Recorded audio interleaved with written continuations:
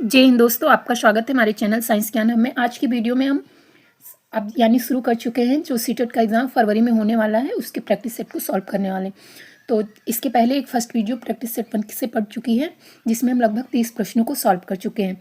तो जो साइंस के ग्रुप के बच्चे हैं उसमें 30 प्रश्न साइंस के पूछे जाते हैं, ठीक है। तो उसमें से 20 से 19 प्रश्न लगभग सब्जेक्ट के होते हैं, यानी फिजिक्स, केमिस्ट्री, बायो के होंगे, और 10 प्रश्न किसके होंगे? पेडागोजी के होंगे। तो 13 प्रश्नों को हम सॉल्व कर चुके हैं। अब चलिए देखते हैं अगले प्रश्नों को। तो प्रश्न है हमारा, एक ऊंचाई से 15 ग्राम द्रव्यमान का पंख छोड़ा जाता है। यह पाया जाता है कि यह स्थिर वेग से गिर रहा है। किस वेग से? यहाँ पे इस चीज़ को ध्यान रखिएगा, जब भी इससे बनता हुआ प्रश्न है तो किस वेग से? स्थिर वेग से गिर रहा है। उस पर काम करने वाला नेट बल कितना होगा, ठीक है। तो देखिए, जब कोई वस्तु क्या है, स्थिर वेग से गिर रहा है, यानी कोई वस्तु स्थिर वेग से गिर रहा है, तो उसका अगर हम बात करें, त्वरण और बल दोनों शून्य होगा। नेट बल भी शून्य होगा और त्वरण भी शून्य होगा। तो ऑप्शन ए सही है। अगर बात करें ऐसे प्रश्नों में ये पूछ लिया जाए तो ये न्यूटन के जो प्रथम नियम है उसमें इन्होंने बताया कि कोई पिंड जो स्थिरता में है, अगर उसकी स्थिति में हम परिवर्तन कर रहे हैं तो वो परिवर्तन जो उस पर कोई बाह्य बल कार्य करेगा ना, जैसे कोई सामान है, ठीक है, उसको हम अगर खिसका रहे हैं तो कोई बल लगा रहे हैं ना, तो वो अपनी स्थिति में परिवर्तन कर रहा है। तो जो स्थिति में परिवर्तन केवल किस बल के हो रहा है? वो केवल जो बाहरी बल हम लगा रहे हैं उस बल के कारण हो रहा है। तो यहाँ स्थिति में शून्य है तो नेट बल भी शून्य होगा। अगले प्रश्न को देखिए। अगला प्रश्न है, एक्स पर +3 आयन है, यानी कोई तत्व है जिस पर +3 आयन है, उसका परमाणु द्रव्यमान 27 है और परमाणु क्रमांक 13 है। तो यहाँ पे एल्युमिनियम का होता है 13, ठीक है। तो यहाँ पे लिख लीजिए, एक्स ही मान के लिखिए, एक्स है जिसका क्या है, परमाणु क्रमांक 13 है और द्रव्यमान संख्या 27 से प्राप्त हुआ है। एक्स +3 आयन में प्रोटॉन, इलेक्ट्रॉन और न्यूट्रॉन की संख्या बतानी है। तो जो प्रोटॉन की संख्या होती है वो परमाणु क्रमांक होता है, यानी परमाणु क्रमांक और प्रोटॉन की संख्या सेम होती है। तो प्रोटॉन की संख्या और परमाणु क्रमांक, यानी परमाणु क्रमांक बराबर क्या होता है? प्रोटॉन की संख्या। तो परमाणु क्रमांक यहाँ दिया है तो प्रोटॉन की संख्या कितनी होगी? 13 होगी। अब बात करते हैं इलेक्ट्रॉन की संख्या। तो इलेक्ट्रॉन की संख्या होती है जो परमाणु क्रमांक होते हैं और उसमें जो आयनी बैलेंस होते हैं। जैसे यहाँ पे 13 है, तो इसको जब हम बना रहे हैं तो इसके पहले कोष में 2 इलेक्ट्रॉन होंगे, उसके 8 आने पे अपने स्थायित्व को प्राप्त कर लेगा, ठीक है। यानी अब इसके बाद कितने? 3 इलेक्ट्रॉन है, तो इसके वाह्यतम कोष में या तो 8 इलेक्ट्रॉन या तो यहाँ पे 2 हो, और या 8 इलेक्ट्रॉन प्राप्त करने के लिए इस पे 5 इलेक्ट्रॉन की रिक्वायरमेंट होगी। तो यहाँ पे क्या है, इसका आयनी बैलेंस कितना है? यही 3 दिखा रहा है ना। तो यहाँ से फिर हम क्या करेंगे, परमाणु क्रमांक में ये क्या हो गया? प्रोटॉन हो गया। अब यही परमाणु क्रमांक में 13 में हम 3 माइनस कर देंगे तो यहाँ पे 10 प्राप्त होगा। तो इलेक्ट्रॉन की संख्या कितनी हो जाएगी? 10 हो जाएगी, ठीक है। अब बात करेंगे, क्या पूछा गया? न्यूट्रॉन की संख्या। तो न्यूट्रॉन की संख्या जो द्रव्यमान होते हैं, यानी परमाणु द्रव्यमान यहाँ पे 27 दिया है, इसमें हम किसको माइनस करते हैं?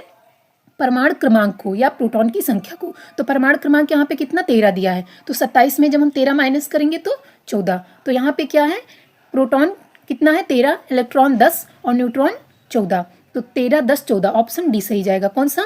यहाँ पर ऑप्शन डी सही है। एक सेकेंड, ऑप्शन डी सही है, ठीक है।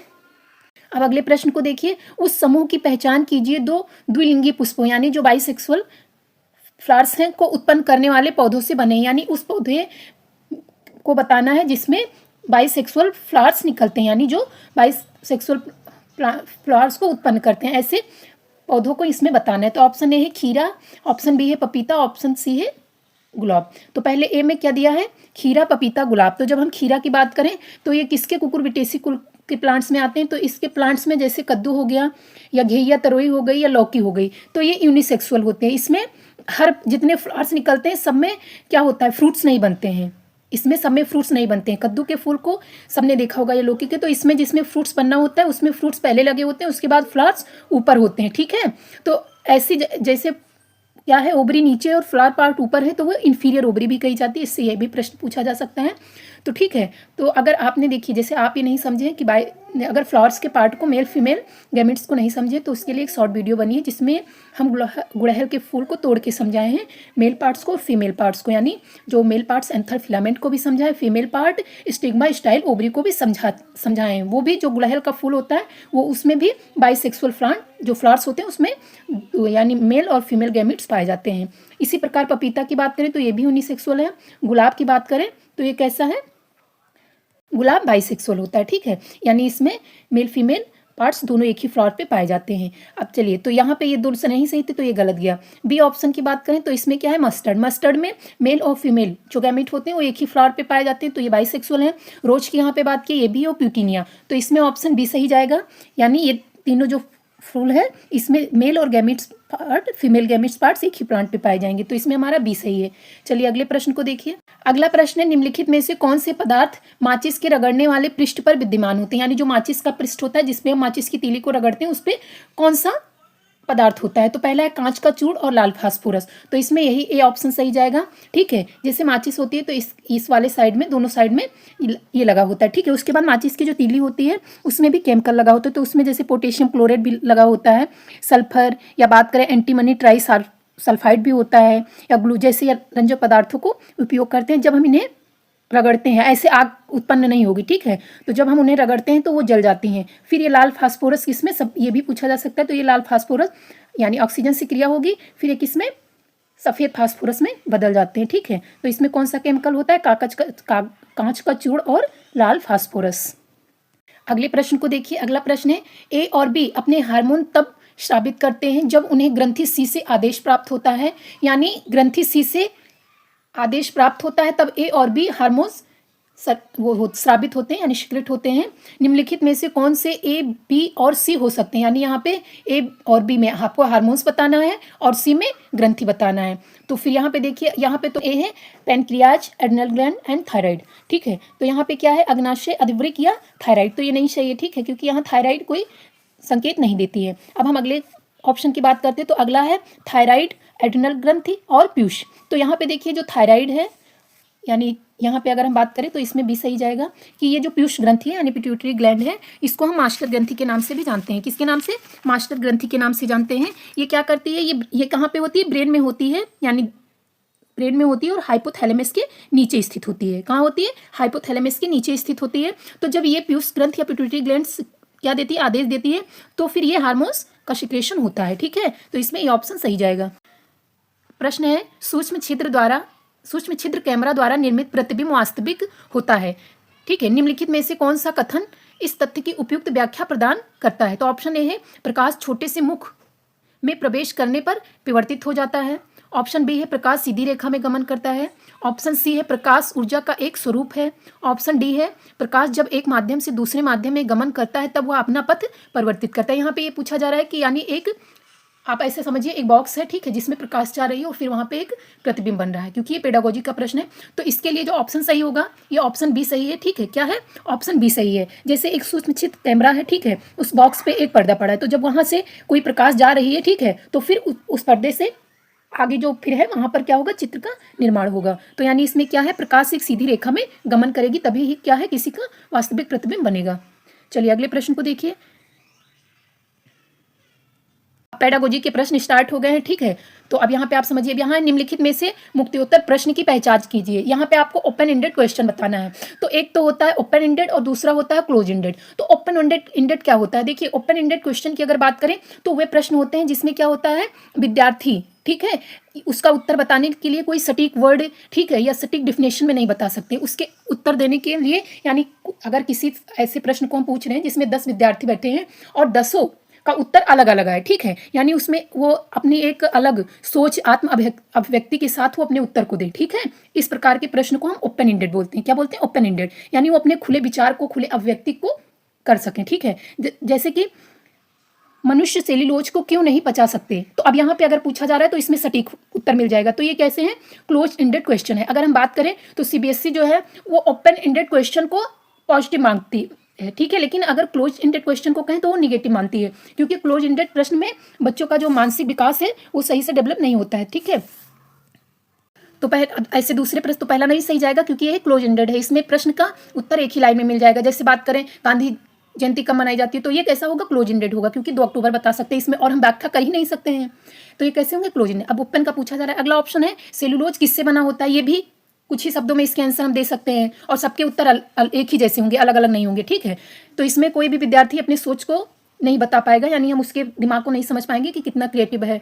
तो अगले प्रश्न उत्तर देखिए, जो अगला ऑप्शन है ये है, यदि मनुष्य सेलुलोज को पचा सके तो क्या होगा। क्या है, यदि मनुष्य सेलुलोज को पचा सके तो क्या होगा। तो ये सही जाएगा, क्योंकि अगर इसे हम किसी भी बच्चे को दे रहे हैं तो सबके जो उत्तर हैं वो अलग अलग जाएंगे, ठीक है।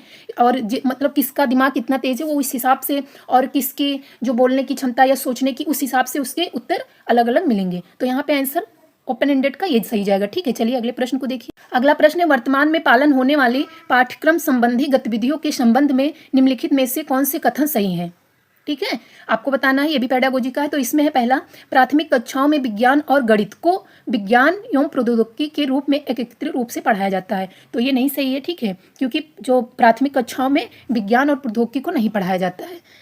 अगला प्रश्न है, माध्यमिक कक्षाओं में भौतिक, रासायनिक और जीव विज्ञान को एकीकृत रूप से क्या पढ़ाया जाता है, साइंस। ये सही है, ठीक है।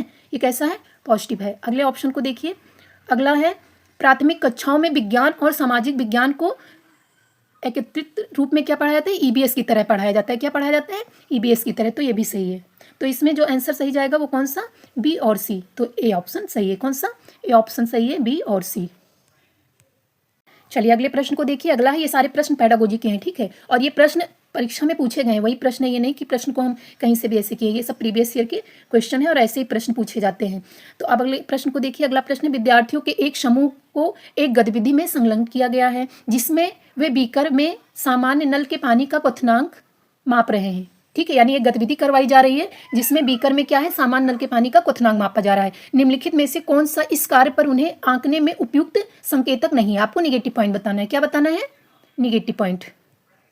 तो इसमें जो ऑप्शन ए है ये है, थर्मामीटर के अल्पतांक पर ध्यान देना। ये भी सही है, क्योंकि ये ठीक है। अगला है, यह सुनिश्चित करना कि थर्मामीटर बीकर की दीवार को छुए नहीं। ये भी सही है।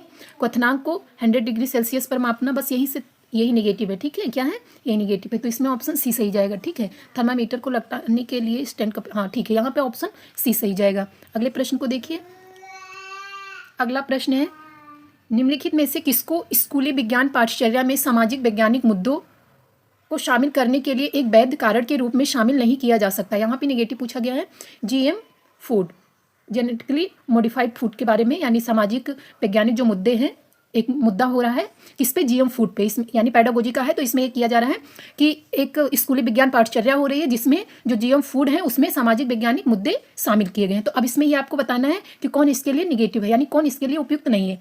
तो तर्क वितर्क कौशलों को विकसित करना ये सही है, क्योंकि जब क्या है, स्कूल के विद्यार्थी एक ग्रुप में है, ठीक है, यहाँ पे क्या है, सामाजिक वैज्ञानिक मुद्दों की बात हो रही है, तो उसमें जो बात तरह तरह की हो रही है ना, तो उसमें क्या है, तर्क वितर्क कौशल जो है वो विकसित होंगे। तो ये भी सही है, ठीक है। इसके बाद बात करते हैं विज्ञान की प्रकृति के संबंध में समझ बनाने में सहायक, क्योंकि यहाँ के वैज्ञानिक और सामाजिक दोनों बातें हो रही हैं। तो यहाँ पे बी भी सही जाएगा, ठीक है, ये बी भी सही है। इसके बाद ऑप्शन सी है, साक्ष्य आधारित तर्क में संलग्न रहने की क्षमता को विकसित करना, ठीक है। तो यहाँ पे ये भी सही जाएगा, ठीक है, साक्ष्य आधारित तर्क में संलग्न रहने की क्षमता को विकसित करना। इसके बाद है, विज्ञान को एक सुनिश्चित विषय वस्तु के रूप में समझने में सहायक। तो ये विषय वस्तु, तो यहाँ पे अगर हम बात करें तो ये गलत जाएगा कि विज्ञान को एक निश्चित विषय वस्तु के रूप में समझने में ही सहायक नहीं है। जब बातें सामाजिक और वैज्ञानिक दोनों हो रही हैं, ठीक है, तो वहाँ पे क्या है, जो साक्ष्य, वहाँ कुछ साक्ष्य मुद्दे भी रखे जाएंगे, ठीक है, तो उसकी क्षमता में भी उनका विकास होगा, कई तरीके की बातें होंगी, तो उनके तर्क वितर्क के कौशल विकसित होंगे। और विज्ञान की प्रकृति में, यानी विज्ञान के बारे में जब बातें होंगी तो प्रकृति में किस प्रकार नेचर में क्या करती हैं,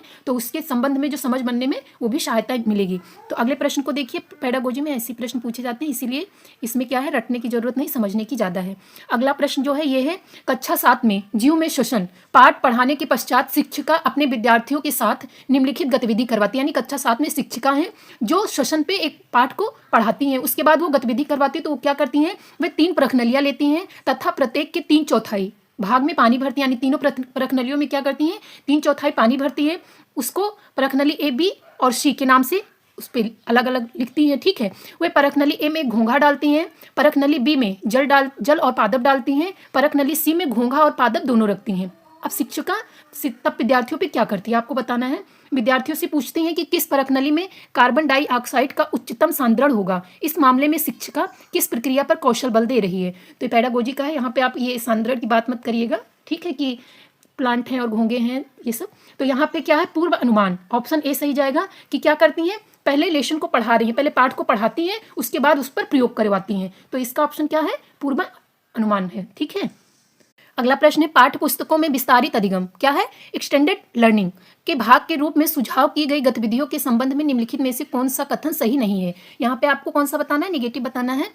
ये निगेटिव और पॉजिटिव ध्यान रखिएगा। ठीक है, तो अब यहाँ पे निगेटिव बताना है, तो क्योंकि अभी जब हम प्रश्न पढ़ने लगेंगे हमें जो उचित लगे, फिर वहाँ पे हमारे पास इतने बड़े प्रश्न को सॉल्व करने के लिए समय की दिक्कत होती है ना, तो इसलिए आप बस मेन पॉइंट ये ध्यान रखिएगा। तो यहाँ पे ऑप्शन ए है, ये बच्चों के ज्ञान और कौशल के भंडार के लिए महत्वपूर्ण मूल्य संवर्धन है। क्या है? मूल। तो ये भी सही है, क्योंकि जैसे हम जब क्या है एक्सटेंडेड लर्निंग करते हैं तो इसमें क्या है जो ज्ञान और कौशल का भंडार बढ़ता है, तो इसके लिए महत्वपूर्ण है, ये भी सही जाएगा। अगला है ये विद्यार्थियों के मूल्यांकन का महत्व, तो यहीं पे ये गलत है। ठीक है, कि यानी अगर कोई जो एक्सटेंडेड लर्निंग होती है यानी विस्तारित अधिगम करते हैं तो इससे विद्यार्थियों के मूल्यांकन पर ही प्रभाव केवल नहीं पड़ता है। ठीक है, तो ये ऑप्शन यहाँ पे भी गलत जाएगा। सी भी देख लीजिए, सी में है इसमें से कुछ विद्यार्थियों को विभिन्न प्रकार की सूचनाएं एकत्र करने एवं स्वयं निष्कर्ष निकालने की आवश्यकता होती है। सही है, क्योंकि कुछ विद्यार्थी होते हैं जो सटीक समझ जाते हैं, कुछ को अधिक समझाने पे या पूरा विस्तार से पढ़ने के बाद फिर उसमें जो सूचनाएं हैं उनको एकत्र करने में और उसका निष्कर्ष पूरा निकालने में, जैसे कहानी पूरी पढ़ने के बाद उसका निष्कर्ष निकालते हैं हम। ठीक है, तो उसमें क्या होती है? सहायता मिलती है। इसी प्रकार अगले ऑप्शन को देखिए, इनमें से कुछ बच्चों के विशेषज्ञ शिक्षकों और समाज में अंतःक्रिया को बढ़ाती है। जी ये भी सही है, तो यहाँ पे हमारा ऑप्शन बी ही जाएगा, क्योंकि यहाँ पे क्या पूछा गया था? निगेटिव पूछा गया था।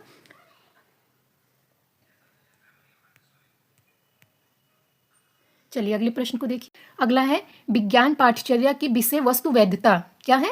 विषय वस्तु वैधता यानी कंटेंट वैलिडिटी पूछा गया के संदर्भ में निम्नलिखित में से कौन सा साधारणता निहित नहीं है? यहाँ भी निगेटिव पूछा गया है। कंटेंट वैलिडिटी की जो है उसमें क्या पूछा गया है कि कौन सी निहित नहीं है? तो पहला है विषय वस्तु अध्ययन है। ऑप्शन बी है अवधारणाएं सटीक रूप से प्रस्तुत हैं। ऑप्शन सी है कुछ विद्यार्थियों के लिए अवधारणाओं को तुच्छ बनाया गया है। ठीक है, तो ये 3 ऑप्शन थे। तो जब बात करें तो इसमें कौन सा सही जाएगा? इसमें ए सही जाएगा, कि जो क्या है जो विषय वस्तु है वो अपडेटेड है होती हैं। ठीक है, तो ये भी पॉजिटिव है, ये भी सही जाएगा। अवधारणाएं सटीक रूप से प्रस्तुत हैं, ये भी सही है। ठीक है, इसमें लेकिन अगर ये बात करें कुछ विद्यार्थियों के लिए अवधारणाओं को तो ये गलत है। ठीक है, तो यहाँ पे ऑप्शन जो सही जाएगा ये भी सही है, ए और बी। कौन सा है? ए और बी सही है। अगले प्रश्न को देखिए, अगला प्रश्न है निम्नलिखित में से किसी टीम शिक्षण के लिए सबसे उपयुक्त तर्क के रूप में शामिल किया जा सकता है? यहाँ पे पूछा गया है कि यानी जब हम टीम यानी एक टीम बना के जब शिक्षण करते हैं तो उसके लिए जो तर्क है वो सबसे उपयुक्त कौन सा है? उसमें सबसे उपयुक्त आपको ऑप्शन बताना है। यहाँ पे पॉजिटिव पूछा गया है, तो देखिए पहला है या बड़े आकार वाली कक्षाओं के लिए एक प्रभावी रणनीति है। क्या है?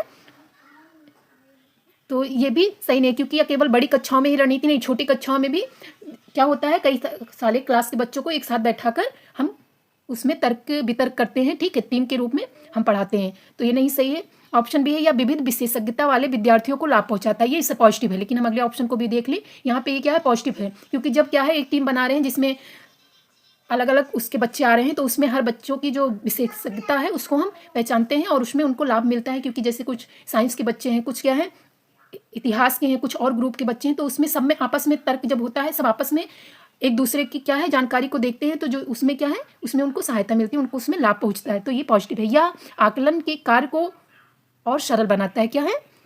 ठीक है, तो इसमें क्या है? इसमें ये भी नहीं सही जाएगा। एक सेकेंड, पहले हम प्रश्न को दोबारा देख लें, क्योंकि इसमें ये जो टीम पूछा गया है ये हमें देखना है कि इस टीम में शिक्षक की बात की गई है कि या हाँ टीम शिक्षण, यानी यहाँ पे क्या है? टीम शिक्षण है, यानी शिक्षकों की एक टीम है, यानी अलग अलग विषयों के शिक्षक हैं। हाँ, तो इसीलिए यहाँ पे ये भी ही उपयुक्त जाएगा, क्योंकि क्या है जब अलग अलग सब्जेक्ट के अलग अलग शिक्षक व्यक्ति टीचर है तो वो अलग अलग पढ़ाएंगे। ठीक है, तो इसमें उनको सहायता मिलेगी। फिर है अगला ऑप्शन, या विद्यार्थियों की भागीदारी में वृद्धि करने में सहायक है, तो ये भी नहीं, तो इसमें जो उपयुक्त यानी माने तो यही बी सबसे ज़्यादा उपयुक्त है। चलिए अगले ऑप्शन को प्रश्न को देखिए, अगला प्रश्न है निम्नलिखित में से कक्षा 7 के विद्यार्थियों में गोलाकार दर्पण में प्रतिबिंब रचना की अवधारणा को प्रस्तुत करने के लिए सबसे उपयुक्त गतिविधि कौन सी है? क्या है? कक्षा 7 के विद्यार्थी हैं, उसमें क्या पढ़ाया जा रहा है? गोलाकार जो दर्पण है उसमें प्रतिबिंब कैसे बनता है, इस टॉपिक को पढ़ाया जा रहा है। तो क्या है जब हम कोई भी जैसे पढ़ाते हैं तो पढ़ाने से पहले क्या है कि हम उसको अपने वातावरण या आसपास की चीज़ों से जोड़ के जब हम पढ़ाते हैं तो फिर बच्चों की जो बौद्धिक विकास है वो अच्छे से समझ में आती है। ठीक है, और वो जल्दी समझ लेते हैं। अगर हम पढ़ा रहे हैं कोई भी, जैसे हम फोटोसिंथेसिस पढ़ा रहे हैं, अगर हम तुरंत पहुंचे वहाँ फोटोसिंथेसिस डेफिनेशन या बताने लगे कैसे रिएक्शन होता है, ऑक्सीजन कैसे तो बच्चे नहीं समझेंगे। पहले हम उन्हें प्लांट्स दिखाएंगे, फिर उनकी पत्तियों के बारे में बताएंगे। ठीक है, फिर हम ऑक्सीजन और फिर उस प्रकार से अगर हम बताते हैं आसपास से जोड़ के, तो फिर ये अच्छी शिक्षा मानी जाती है, पॉजिटिव होती है और ये बच्चों को समझने में भी सहायक होती है। तो इस प्रकार के ऑप्शन को पेडागोजी में आपको देखना है। तो क्या पढ़ाया जा रहा है? गोलाकार दर्पण में प्रतिबिंब। तो ऑप्शन चलिए देखिए, ऑप्शन ए है विद्यार्थियों को एक समतल दर्पण में विभिन्न अवस्थाओं में अपने प्रतिबिंब का अवलोकन करने के लिए कहा जाता है। ये ऑप्शन नहीं सही जाएगा, क्योंकि समतल दर्पण कौन सा दर्पण है, प्रतिबिंब कौन सा बन रहा है, ये बच्चे पहले ही नहीं समझेंगे। इसके बाद ऑप्शन बी है विद्यार्थियों को चमकदार स्टील चम्मच के साथ खेलने तथा उसमें अपने प्रतिबिंब का अवलोकन करने के लिए कहा जाता है। ऑप्शन यहाँ पे बी सही जाएगा, ठीक है, क्योंकि ये क्या है, बच्चों के पास चम्मच है, आसपास यानी वातावरण की चीज़ों से पढ़ा, सीबीएसई यही बताती है कि बच्चों को जब भी हम पढ़ा रहे हैं तो आसपास के वातावरण, आसपास की जो चीज़ें माहौल है उससे ही हम पढ़ाएं। तो ये इसमें ऑप्शन बी सही जाएगा, ठीक है, कि चम्मच से वो खेल रहे हैं और फिर उसमें प्रतिबिंब जो बन रहा है उसका अवलोकन करने के। ऑप्शन अगला भी देख लीजिए यहाँ पे। तो जो अगला ऑप्शन है, एक सेकेंड,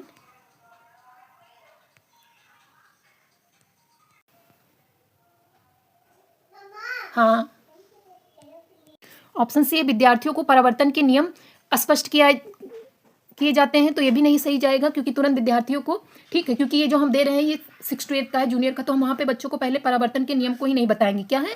तो इसमें अगला है विद्यार्थियों को वर्ग दर्पणों में किरणर आरेख तथा आरेखन की प्रक्रिया को स्पष्ट की जाती है। ये भी ऑप्शन नहीं सही है। तो यहाँ पे सबसे उचित जो ऑप्शन है ये बी ही है। कौन सा है? सबसे उचित ऑप्शन बी है।